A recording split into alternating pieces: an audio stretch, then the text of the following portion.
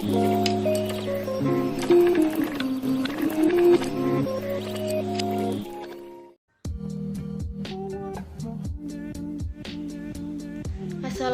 warahmatullahi wabarakatuh. Kami dari kelompok 4 dari kelas MBS 5I akan menjelaskan final project kami yang berjudul pengalokasian karyawan di sebuah usaha pembuatan karak menggunakan model penugasan, yang beranggotakan yaitu saya sendiri, Dwi Utari, NIM 195211081, Peggy Trisnawati, NIM 195211137, lalu ada Nanda Yulianti, NIM 195211148, lalu ada Arya Panji Rahmana, NIM 195211156, lalu ada Tri Lestari, NIM 195211193, lalu ada Sofia Nurhayati, NIM 195211206. Nah, untuk profil usahanya sendiri, nama usahanya ini adalah Industri Karak Pak Lili. Nah, pemiliknya ini bernama Bu Suhartini dan Pak Sadili. Nah, alamat usaha Karak Pak Lili ini bertepatan di Sidodadi RT 3 RW 1 Panjang, Lawean, Surakarta. Nah, untuk selanjutnya di sini ada dokumentasi foto usahanya Karak Pak Lili ini. Nah, dari mulai cara pengolahan, lalu pengemasan, lalu pemasarannya. Nah, untuk selanjutnya uraian permasalahan. Nah, ini sebuah usaha pembuatan karak Pak Lili ini memiliki 4 karyawan dan juga ada 4 jenis pekerjaan. Keahlian dan kecepatan kerja yang dimiliki karyawan ini berbeda-beda. Agar kenapa? Agar pemilik usaha karak ini mendapatkan hasil yang optimum, maka pemilik usaha karak ini mengalokasikan 4 pekerjaan ke 4 karyawan, dengan masing-masing karyawan ini cuma hanya mendapatkan 1 pekerjaan. Supaya apa? Supaya waktu total produksinya ini minimum. Akan saya lanjutkan yaitu ke pengumpulan data. Pengumpulan data bertujuan untuk meminimumkan proses produksi atau waktu produksi. Di sini diketahui ada 4 karyawan yaitu Hartini, Mijo, Patim, dan Kunti. Ibu Hartini berhasil memasak dalam waktu 3 jam, memotong dalam waktu 2 jam, menggoreng dalam waktu 3 jam, dan mengemas dalam waktu 2,5 jam. Ibu Mijo berhasil memasak dalam waktu 3,5 jam, memotong 2,5 jam, menggoreng 3 jam, dan mengemas dalam waktu 2 jam. Ibu Patim berhasil memasak dalam waktu 4 jam, memotong dalam waktu 3 jam, menggoreng 3 jam, dan mengemas 2 jam. Sedangkan Ibu Kunti berhasil memasak dalam waktu 3,5 jam, memotong dalam waktu 2,5 jam, menggoreng 3 jam, dan mengemas dalam waktu 1,5 jam. Setiap karyawan pernah melakukan pekerjaan memasak, memotong, menggoreng, dan mengemas karak. Kemudian pada tahap penyelesaian kita akan melewati 6 langkah yang akan kita bahas. Langsung saja langkah yang pertama, cek jumlah sumber apakah sama dengan jumlah tugas. Apabila belum memenuhi ketentuan, maka tambahkan sumber atau tugas yang semu. Dapat kita lihat pada tabel pengumpulan data bahwa 4 karyawan telah memiliki tugas masing-masing. Maka jumlah sumber dengan jumlah tugas sudah sama. Pada langkah 1, apabila sudah memenuhi ketentuan, kita dapat melanjutkannya ke langkah yang kedua. Nah, langkah yang kedua, pada karyawan Hartini, memasak sebesar 3, memotong sebesar 2, menggoreng sebesar 3, mengemas sebesar 2,5. Dari data Hartini tersebut, nilai terkecil adalah 2. Kemudian pada karyawan Mijo, memasak sebesar 3,5, memotong sebesar 2,5, menggoreng sebesar 3, dan mengemas sebesar 2.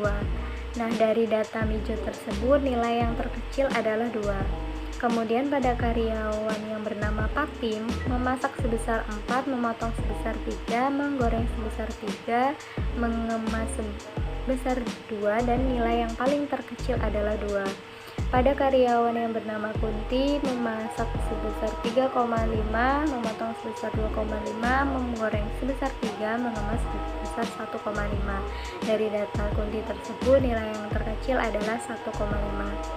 Nah, kemudian kita kurangkan, maka hasilnya pada karyawan Hartini, dari tugas memasak, memotong, dan menggoreng, lalu mengemas dikurang 2.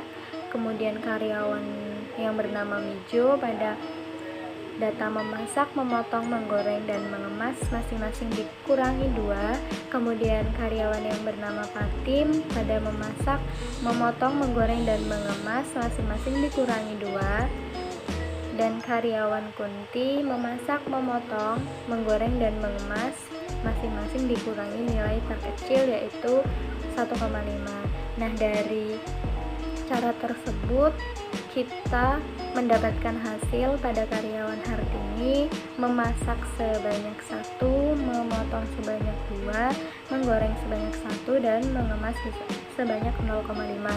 Kemudian pada karyawan Mijo menghasilkan memasak sebesar 1,5, memotong sebesar 0,5, dan menggoreng sebesar 1, kemudian mengemas sebesar 0.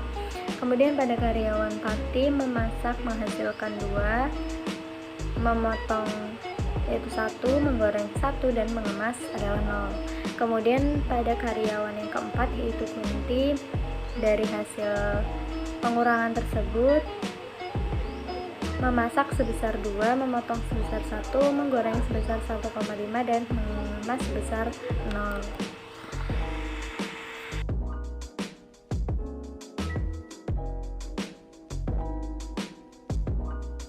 Selanjutnya langkah ketiga. Dari langkah yang kedua hasilnya sudah kita bisa lihat di tabel yang atas.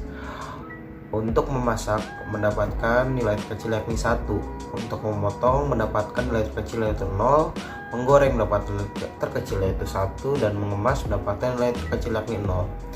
Maka kalau kita jumlahkan dari nilai terkecil tersebut ke pekerjaan di setiap karyawan, Hartini mendapatkan nilai memasak 0, memotong 0, menggoreng 0, dan mengemas 0,5.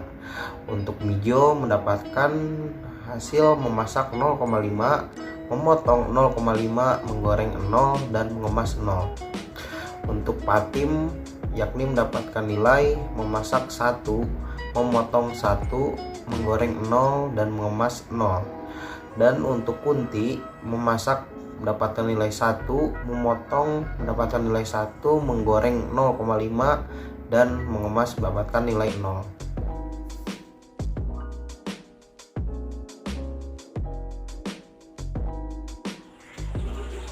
Kemudian untuk langkah keempat, kita harus membuat garis seminimal mungkin jumlahnya dengan harus melewati angka 0. Jika jumlah garis sudah sama dengan baris atau kolom, maka dapat dilanjutkan untuk ke langkah kelima. Tetapi, karena jumlah garis belum sama dengan jumlah kolom atau baris, maka kita melanjutkannya terlebih dahulu ke langkah 4B.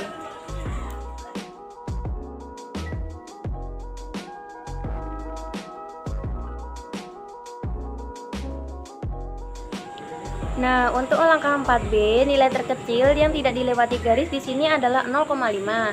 Jadi, setiap elemen pada tabel yang tidak dilewati garis dikurangi dengan angka 0,5. Seperti yang terlihat pada hasil, di sini adalah 0,5 di sini adalah hasil dari 1 dikurangi 0,5. Karena pada tabel sebelumnya yang bernilai 0,5 adalah nilainya 1 semua.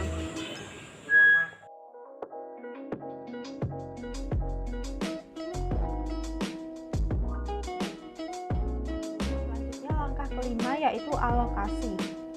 Pertama, identifikasi kemungkinan sumber daya karyawan dapat diberi tugas apa saja, seperti pada layar tabel yang paling atas, yaitu karyawan Ibu Hartini diberi tugas memasak, memotong, dan menggoreng.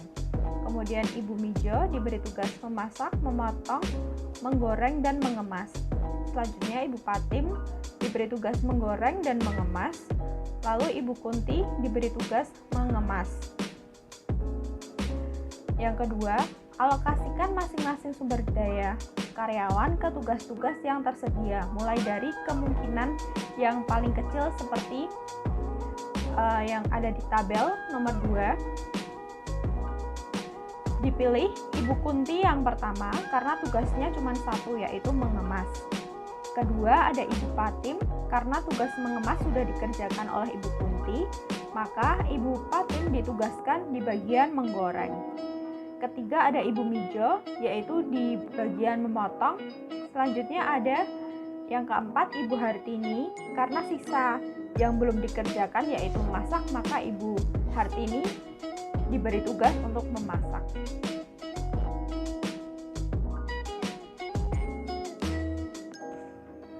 Kemudian langkah ke-6 yaitu menghitung total waktu dari modal penugasan. Jadi total waktu yang dibutuhkan Ibu Hartini yaitu 3 jam, Ibu Mijo 2,5 jam, Ibu Patim 3 jam, dan Ibu Kunti 1,5 jam. Total waktu pekerjanya yaitu 10 jam. Interpretasi, keputusan yang harus diambil pemilik usaha karak supaya total waktu produksinya minimum, yaitu Ibu Hartini ditugaskan untuk memasak dengan waktu 3 jam, lalu Ibu Mijo ditugaskan untuk memotong dengan waktu 2,5 jam, Ibu Patim ditugaskan untuk menggoreng dengan waktu 3 jam, dan Ibu Kunti ditugaskan untuk mengemas dengan waktu 1,5 jam. Jadi total waktu produksi minimumnya 3 jam, ditambah 2,5 jam, ditambah 3 jam, ditambah 1,5 jam, yaitu 10 jam. Sekian presentasi dari kelompok kami, kurang dan lebihnya kami mohon maaf. Wassalamualaikum warahmatullahi wabarakatuh.